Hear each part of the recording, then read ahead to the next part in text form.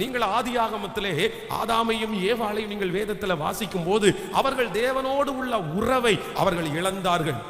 ஆண்டவர் அவர்களோடு பேசிக்கொண்டே வந்தார். ஆனால் பிசாசானவன் உள்ளே வந்ததுனால வேதம் சொல்லுது ஆண்டவரோடு உள்ள உறவை அவங்க இழந்துட்டாங்க. அவங்க அந்த ஏதேன் தோட்டத்தை இழந்ததை குறித்து அவங்க வருத்தப்படல, அங்க இருக்கிற ஆகாரத்தை குறித்து இழந்ததை வருத்தப்படல.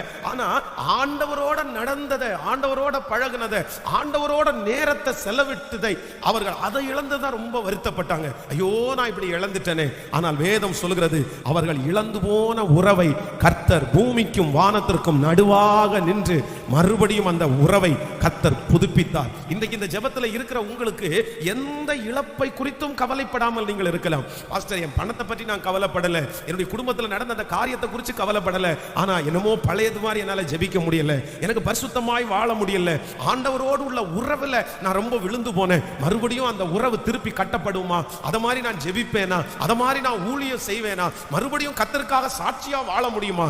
நான் நம்புகிறேன் கர்த்தர் இந்த ஜெபத்தை ஆரம்பித்து இந்த நாட்களை கொண்டு போறதற்கு காரணமே நீங்கள் இழந்து போன அந்த ஆவிக்குரிய வாழ்க்கையை மறுபடியும் கர்த்தர் புதுப்பிப்பார். நான் நம்புகிறேன் இழந்து போன அந்த ஊழியத்தை கர்த்தர் தருவார், அந்த ஐக்கியத்தை மறுபடியும் கர்த்தர் தருவார். நீங்கள் முன்பு ஜெபித்தபடியே திரும்ப ஜெபிக்க போகிறீர்கள். நீங்கள் முன்பு கர்த்தருடைய சமூகத்திலே நேரத்தை செலவிட்டது போல நான் நம்புகிறேன் திரும்பவும் ஹல்லேலூயா திரும்பவும் நீங்கள் திரும்ப ஜெபிக்க கர்த்தர் வைக்க போகிறார். எத்தனை பேர் ஆமென் சொல்லுகிறீர்கள்?